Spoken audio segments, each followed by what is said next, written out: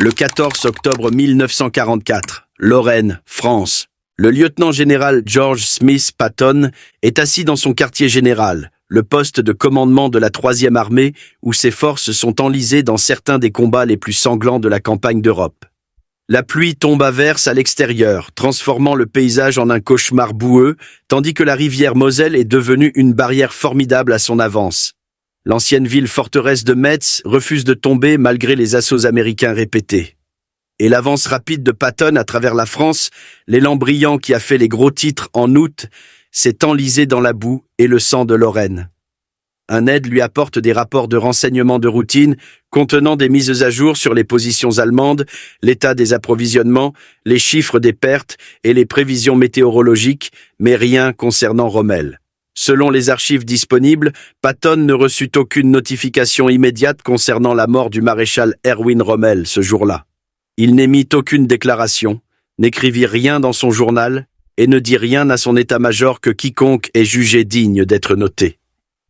Voici l'histoire de ce que Patton a dit quand Rommel est mort, et de ce que Patton n'a pas dit, pourquoi ce silence existe et ce que ce silence révèle sur ces deux généraux légendaires et l'étrange relation entre eux. Mais avant de commencer, cliquez sur ce bouton j'aime et abonnez-vous si vous voulez que YouTube vous recommande plus de contenu comme celui-ci. Et partagez toutes les histoires que vous ou vos proches avez de la Seconde Guerre mondiale dans les commentaires ci-dessous. Très bien, revenons en arrière pour comprendre la mort de Rommel et pourquoi la réaction de Patton, ou son absence de réaction, est importante. Le 14 octobre 1944, vers 12h30, heure allemande, le maréchal Erwin Rommel mourut dans une voiture sur une route tranquille près de Herrlingen, en Allemagne, succombant à un empoisonnement au cyanure, dans ce qui était officiellement un suicide, mais en réalité un meurtre forcé par le régime nazi. Selon le témoignage de son fils Manfred et d'autres témoins, deux généraux venus de Berlin, Wilhelm Burgdorf et Ernst Maisel, rendirent visite à Rommel ce matin-là à son domicile et l'informèrent qu'il était impliqué dans le complot du 20 juillet pour assassiner Adolf Hitler. Rommel se vit proposer 3 choix ce matin-là, chacun terrible à sa manière. Il pouvait faire face à un procès devant le tribunal du peuple, ce qui signifiait une condamnation certaine, une disgrâce publique et l'exécution, avec sa famille arrêtée et probablement tuée également. Il pouvait refuser de coopérer et être arrêté immédiatement, avec les mêmes résultats catastrophiques pour lui et ses proches.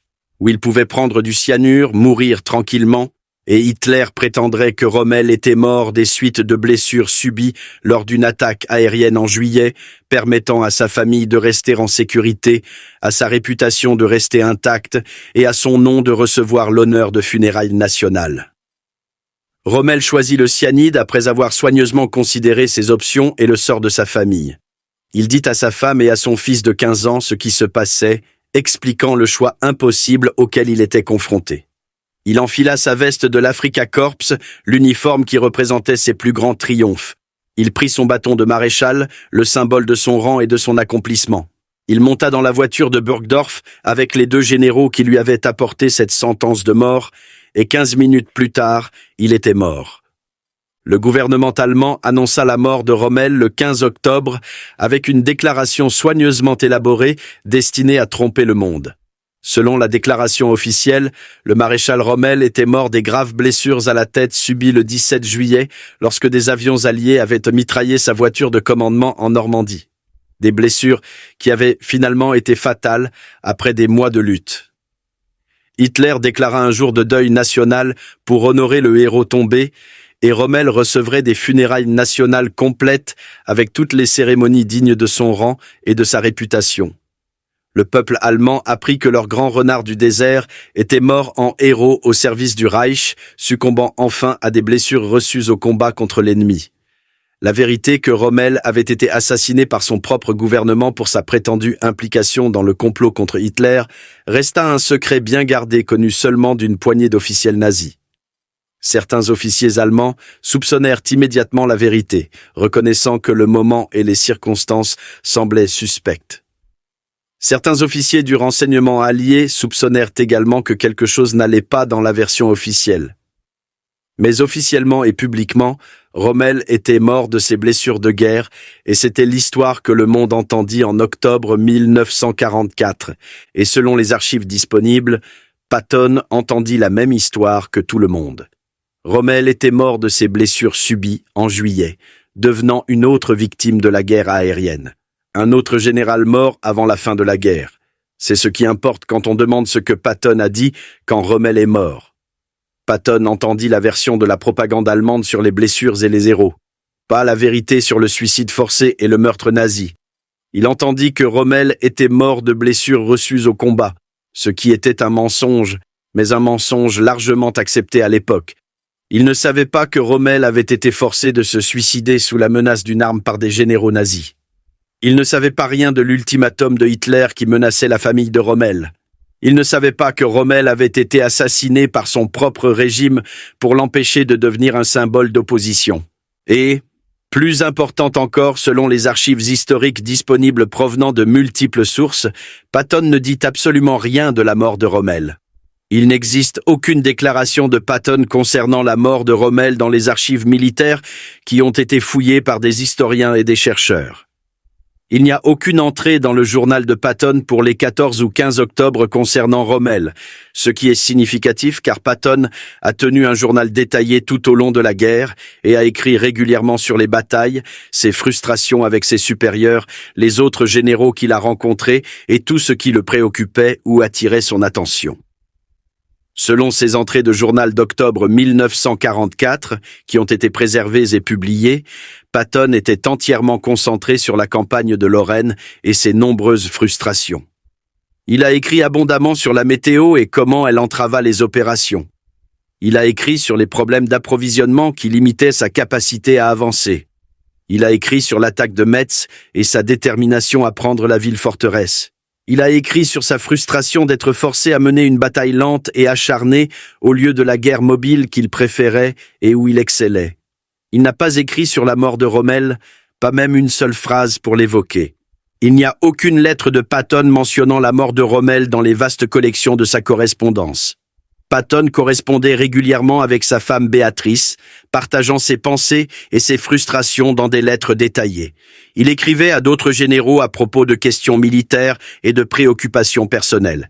Il rédigeait des rapports officiels qui remontaient la chaîne de commandement. Selon les collections de la correspondance de guerre de Patton qui ont été compilées et publiées par des historiens, il n'y a aucune lettre d'octobre ou novembre 1944 qui mentionne la mort de Rommel ou y fait référence. Il n'y a aucun compte-rendu des officiers d'état-major de Patton concernant une réaction de Patton à la nouvelle de la mort de Rommel, ce qui est notable car ces officiers d'état-major étaient généralement attentifs à ses humeurs et déclarations. Après la guerre, beaucoup des officiers d'état-major de Patton ont écrit des mémoires ou donné des interviews à des historiens décrivant les humeurs de Patton, ses déclarations, ses réactions à divers événements tout au long de la guerre. Selon ces comptes rendus qui ont été largement étudiés, aucun d'entre eux ne se souvient que Patton ait dit quoi que ce soit concernant la mort de Rommel ou ait exprimé une quelconque réaction à cette nouvelle. L'officier de presse de Patton conservait des archives des conférences de presse et des déclarations publiques faites aux journalistes, ce qui était une pratique standard pour tous les commandants supérieurs. Selon ces archives, Patton n'a fait aucun commentaire public sur la mort de Rommel auprès du corps de presse qui suivait la 3e armée. Ce silence est frappant quand on considère le comportement et la personnalité habituelle de Patton. Patton n'était en aucun cas un homme silencieux, et il était célèbre dans toute l'armée pour dire ce qu'il pensait sur pratiquement tous les sujets. Il prononçait des discours à ses troupes devenus légendaires pour leur grossièreté et leur inspiration. Il écrivait constamment dans son journal et dans ses lettres, consignant ses pensées et ses opinions. Il avait des opinions sur tout et sur tout le monde, de la grande stratégie aux soldats individuels, en passant par la météo et la politique. Sa grossièreté était légendaire parmi les soldats et les officiers, son langage coloré faisant partie de son image publique. Ses déclarations étaient citées par les reporters et répétées par les soldats qui les entendaient ou en entendaient parler par d'autres. Selon les personnes qui le connaissaient bien, y compris les membres de sa famille et ses proches collaborateurs, Patton gardait rarement ses opinions pour lui et exprimait généralement ce qu'il pensait. Mais concernant la mort de Rommel en octobre 1944, Patton fut complètement silencieux, ne laissant aucune trace dans les archives historiques. Ce silence est l'archive historique, brute et complet, sans qu'aucune parole de Patton sur la mort de Rommel n'ait survécu sous quelque forme que ce soit. Aucune déclaration à la presse, aucune entrée de journal pour sa réflexion personnelle, aucune lettre à sa femme ou à ses amis, aucun commentaire à ses officiers d'état-major, aucune remarque en conférence de presse, absolument rien. Cela soulève des questions évidentes que les historiens ont examinées. Patton ne se souciait-il pas de la mort de Rommel? N'avait-il pas remarqué la nouvelle quand elle fut annoncée? Ne pensait-il pas que la mort de Rommel était assez importante pour en parler? A-t-il dit quelque chose qui n'a simplement été enregistré par personne présent? Pour comprendre ce silence et ce qu'il signifie, nous devons comprendre la relation entre Patton et Rommel, ce qu'ils savaient l'un de l'autre, ce qu'ils pensaient l'un de l'autre, et ce qui se passait en octobre 1944. Cela pourrait expliquer pourquoi Patton est resté silencieux. George Patton et Erwin Rommel ne se sont jamais rencontrés au combat, ce qui est un fait crucial pour comprendre leur relation. Dans l'imagination populaire, nourrie notamment par le film de 1970 Patton avec George C. Scott, ces deux généraux sont dépeints comme des rivaux qui se sont directement affrontés en Afrique du Nord. La célèbre réplique du film « Rommel, espèce de bâtard magnifique, j'ai lu ton livre » suggère une joute personnelle entre les deux commandants, comme s'ils étaient des joueurs d'échecs se mesurant à travers le désert. Mais cela ne s'est jamais réellement produit dans la réalité et les archives historiques sont claires sur ce point. Selon les archives historiques et militaires, Patton et Rommel ne furent jamais sur le même champ de bataille en même temps, ne commandèrent jamais des forces opposées dans la même bataille et n'eurent aucune confrontation militaire directe. Rommel commanda l'Afrika Korps en Afrique du Nord de février 1941 jusqu'en mars 1943, forgeant sa réputation de renard du désert par des victoires brillantes et des raids audacieux. Patton arriva pour la première fois en Afrique du Nord en novembre 1942 en tant que commandant de la Western Task Force qui débarqua au Maroc dans le cadre de l'opération Torche. Après le désastre du col de Kasserine en février 1943 où les forces américaines subirent une défaite humiliante, Patton prit le commandement du 2e corps début mars 1943 pour restaurer l'esprit combatif américain. Selon les archives militaires officielles, Rommel quitta l'Afrique du Nord le 9 mars 1943, rappelé en Allemagne par Hitler, qui voulait qu'il se repose et se rétablisse d'une maladie. Rommel ne retourna jamais en Afrique. Son temps de combat dans le désert était terminé à jamais. Patton prit le commandement du 2e corps le 6 mars, juste 3 jours avant le départ de Rommel. Pendant 3 jours, techniquement parlant, Patton et Rommel furent tous deux en Afrique du Nord, commandant des forces qui auraient pu s'affronter, mais ils ne le firent pas. Et ces 3 jours passèrent sans aucune confrontation directe. Selon les archives militaires et les rapports de bataille, les opérations offensives de Patton commencèrent le 17 mars, 8 jours après que Rommel fut déjà parti pour l'Allemagne. Quand Patton attaqua à El Guettar et poussa vers la côte dans des opérations qui restaurèrent la confiance américaine, il combattait des forces allemandes commandées par le général Jürgen von Arnim, et non Rommel. Ainsi, Patton et Rommel ne se sont jamais directement affrontés dans aucune bataille, mais ils se connaissaient par les rapports de renseignement et la réputation. Selon divers récits des deux côtés, les deux généraux étaient conscients de la réputation et des accomplissements de l'autre. Rommel connaissait Patton grâce aux rapports de renseignement allemands et aux briefings militaires. Selon des documents allemands capturés et des interviews d'après-guerre avec des officiers allemands ayant servi dans le renseignement, Rommel recevait régulièrement des rapports de renseignement sur les commandants américains et leurs capacités. Rommel savait que Patton commandait des forces blindées agressives et favorisait des attaques audacieuses et rapides, similaires à son propre style tactique. Selon un résumé de renseignements allemands de 1944, avant l'invasion de Normandie, les commandants allemands considéraient Patton comme le général américain le plus dangereux et celui le plus susceptible de leur causer de sérieux problèmes. Les Allemands croyaient que Patton mènerait l'invasion principale au pas de Calais et non le débarquement de diversion en Normandie, ce qui montre à quel point ils le prenaient au sérieux. Cette croyance était en fait le résultat d'opérations de diversion alliées destinées à les tromper, mais elles reflétaient un véritable respect allemand pour la réputation de Patton en tant que commandant. Rommel lui-même, selon diverses sources, y compris ses papiers et lettres publiées, fit des commentaires positifs sur les capacités tactiques américaines après les avoir combattues. Dans ses écrits, publiés après la guerre par sa famille, Rommel écrivit sur les combats en Afrique du Nord et en Normandie contre les forces américaines. Selon ses écrits, Rommel respectait la mobilité et la puissance de feu américaine, reconnaissant que les forces américaines étaient les plus capables que ne l'admettait la propagande allemande. Il fit spécifiquement l'éloge des opérations de Patton en France en 1944, les qualifiant d'accomplissements les plus étonnants de la guerre mobile, ce qui était un grand compliment de la part d'un général lui-même connu pour la guerre mobile. Mais Rommel fit ce commentaire sur les opérations en France en août 1944, longtemps après avoir quitté l'Afrique du Nord, et il n'a jamais combattu directement contre Patton, même en faisant ses observations. Patton, lui, connaissait Rommel et avait étudié sa carrière et ses tactiques. Selon divers récits de personnes qui connaissaient Patton, il étudia Rommel soigneusement et respectait ses capacités. Rommel avait publié un livre en 1937 intitulé « Infanterie attaque » basé sur ses expériences de la Première Guerre mondiale où il remporta la plus haute décoration d'Allemagne. Le livre fut traduit et publié aux États-Unis et devint accessible aux officiers militaires américains. Selon les témoignages de personnes qui connaissaient Patton, y compris ses aides et ses collègues officiers, il lisait constamment la littérature militaire et connaissait certainement le livre de Rommel et son contenu.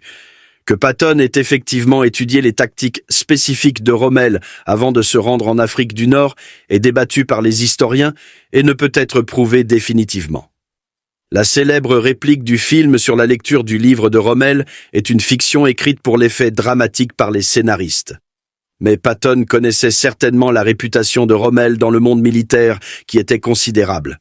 Selon les propres écrits et lettres de Patton qui ont été conservés, il comprenait que Rommel était un commandant compétent qui favorisait des tactiques mobiles agressives similaires aux propres préférences et styles de combat de Patton. En Afrique du Nord, selon les récits des officiers d'état-major ayant servi avec Patton, il parla de vouloir combattre Rommel et de se mesurer au célèbre renard du désert. Patton voyait Rommel comme le général ennemi qu'il désirait le plus vaincre au combat, le considérant comme un défi à relever. Selon un récit d'un officier d'état-major, Patton dit à un aide que vaincre Rommel prouverait que le blindé américain pouvait égaler le blindé allemand, ce qui importait à Patton, qui tenait profondément à la réputation militaire américaine. Mais encore une fois, ce combat n'eut jamais lieu et le duel anticipé ne se matérialisa jamais, laissant les deux généraux combattre d'autres adversaires. Après l'Afrique du Nord, Patton et Rommel combattirent dans des théâtres différents et continuèrent à se manquer.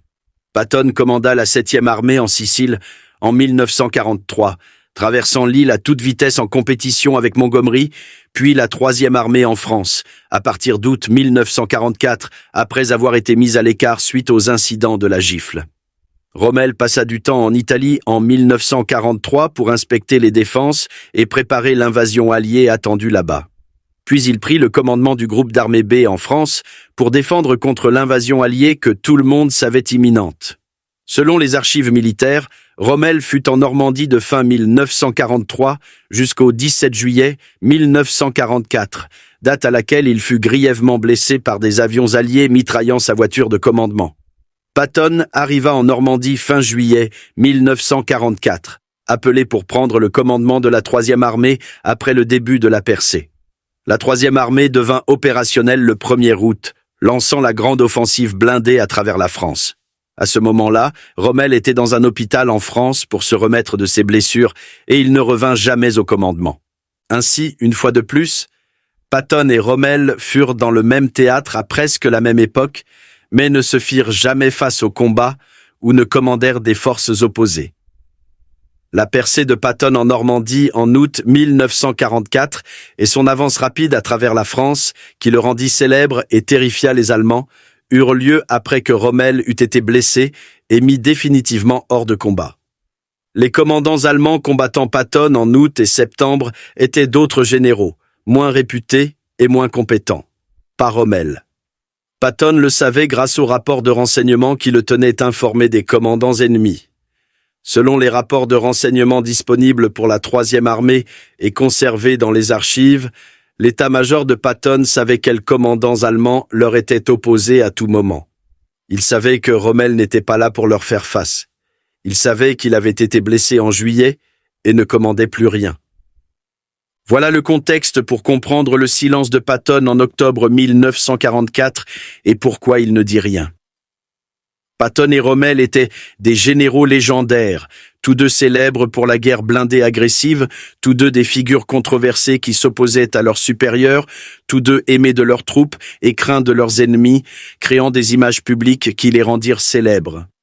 Ils semblaient être des rivaux naturels, des adversaires faits pour s'affronter. La presse les dépeignit comme des rivaux dans sa couverture de la guerre. Les soldats parlaient d'eux comme de rivaux et se demandaient qui gagnerait s'ils se battaient. Mais ils ne se sont jamais réellement affrontés d'une manière significative, n'ont jamais commandé des forces opposées dans la même bataille, n'ont jamais testé leurs compétences l'un contre l'autre.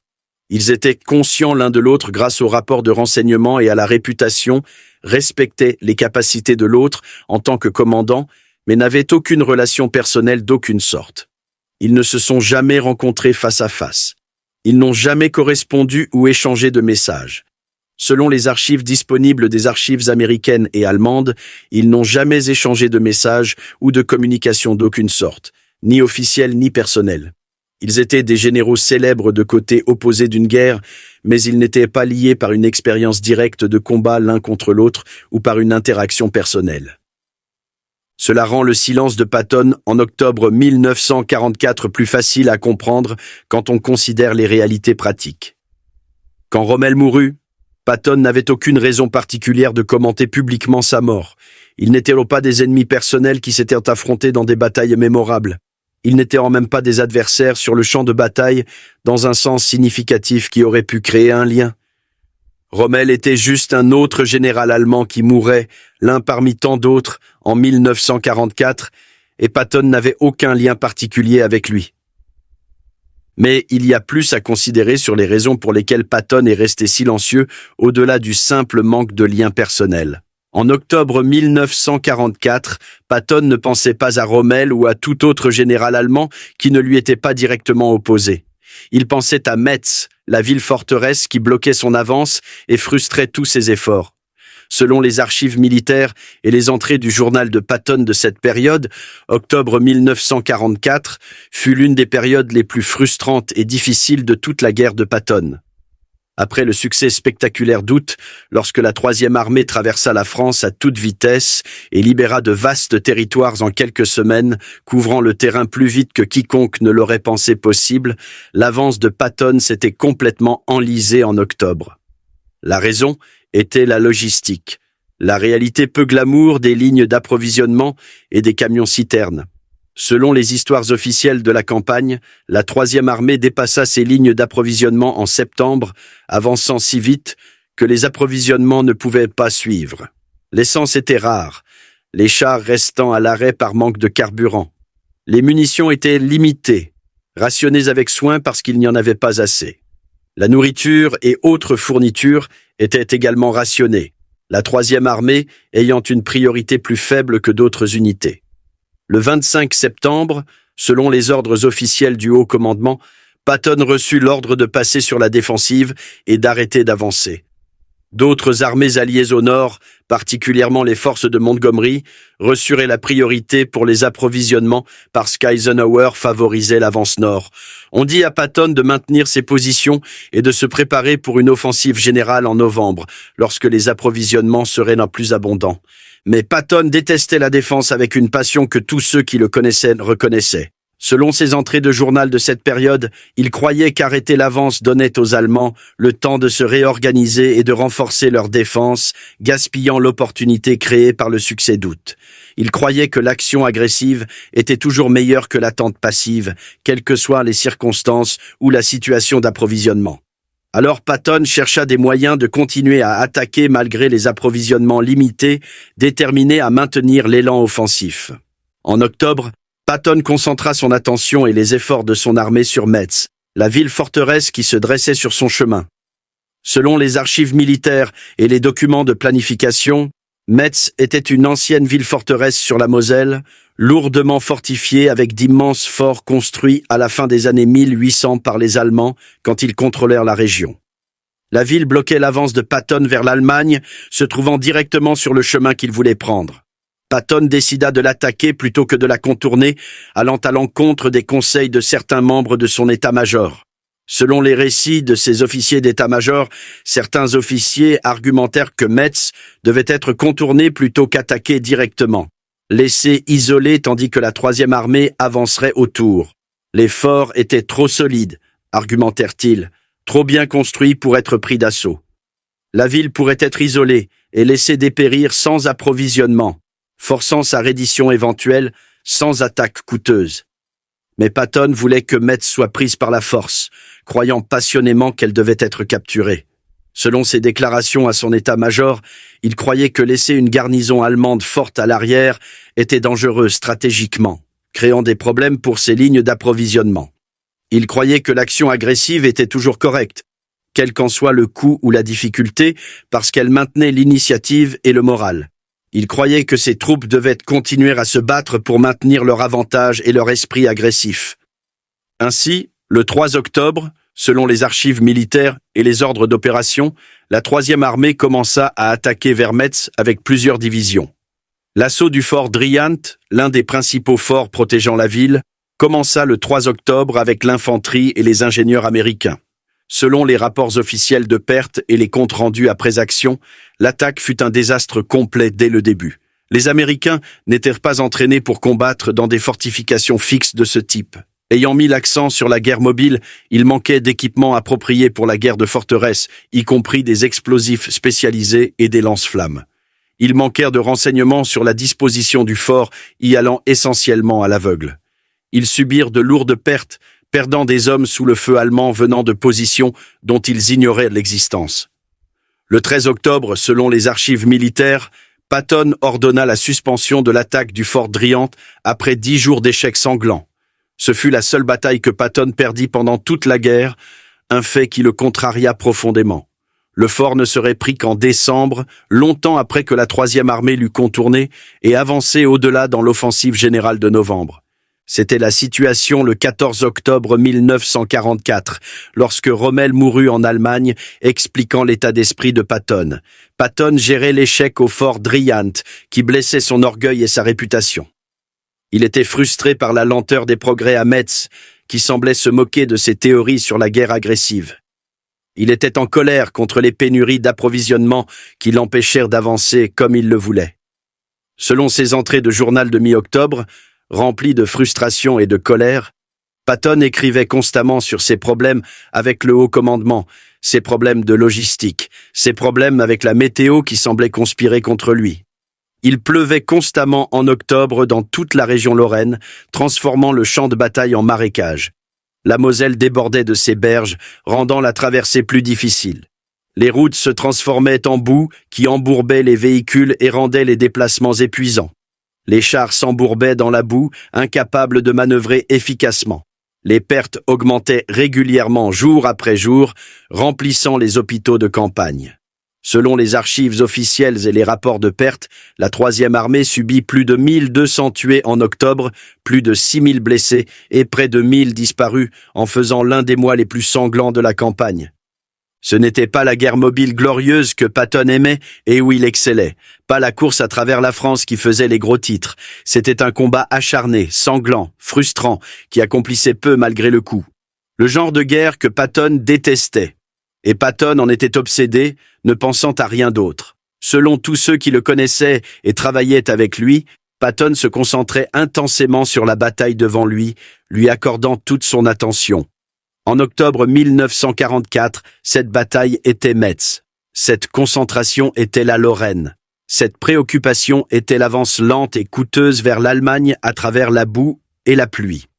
La mort de Rommel, annoncée dans les journaux allemands et les émissions de radio allemandes que le renseignement allié surveillait, n'était qu'une autre nouvelle de guerre, importante peut-être dans un sens abstrait pour l'image globale de la guerre, mais pas pertinente pour les préoccupations immédiates de Patton ou ses batailles en cours. Il y a un autre facteur à considérer pour comprendre le silence de Patton sur la mort de Rommel. La vérité sur le suicide forcé de Rommel ne devint largement connue qu'après la fin de la guerre, ce qui est important pour comprendre ce que Patton savait.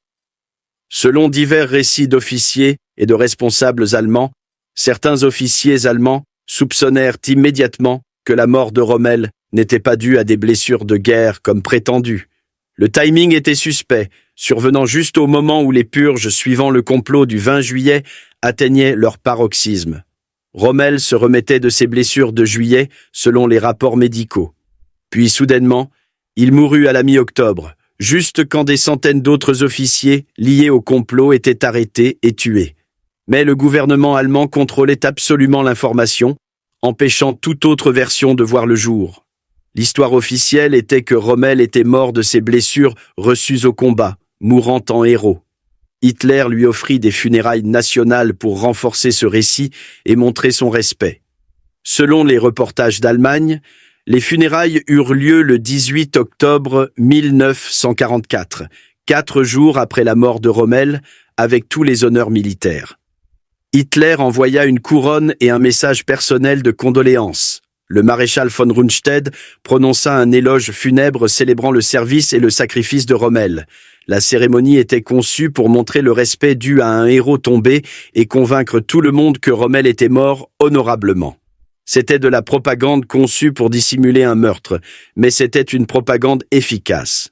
Rommel avait été assassiné par le régime nazi pour l'empêcher de devenir un symbole d'opposition, mais le monde apprit qu'il était mort en héros au service de la patrie.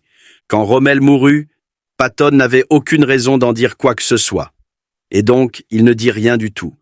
Et donc, il ne le fit pas, nous laissant avec le silence. Voilà la réponse à ce que Patton a dit quand Rommel est mort que les archives historiques nous donnent. Il n'a rien dit. Les archives historiques sont silencieuses et complètes dans leur silence. Dans les années qui suivirent la Seconde Guerre mondiale, Patton mentionna occasionnellement Rommel dans quelques contextes lorsqu'il discutait de la guerre. Selon des récits de la fin des années 1940, après la propre mort de Patton en décembre 1945, certains de ses discours et commentaires privés furent publiés par diverses sources. Dans ces documents publiés, Patton mentionna parfois Rommel comme un exemple de tactique habile ou de leadership agressif méritant d'être étudié, mais il s'agissait de références passagères dans des discussions plus larges, pas d'évaluation détaillée de la carrière ou des capacités de Rommel. Patton mourut juste un an après Rommel, en décembre 1945, des suites de blessures subies dans un accident de voiture en Allemagne, ironiquement mourant de la même manière que Rommel était censé être mort. On ne lui demanda jamais directement son avis sur la mort de Rommel. Il n'en écrivit jamais publiquement dans aucun forum. Le silence demeura permanent et ininterrompu. La vérité sur la mort de Rommel émergea graduellement après la guerre, alors que des témoins se manifestaient.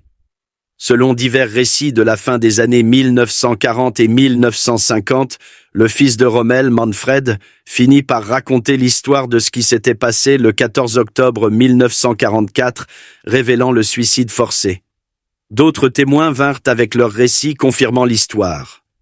Des documents furent découverts dans les archives allemandes capturées, fournissant des preuves supplémentaires.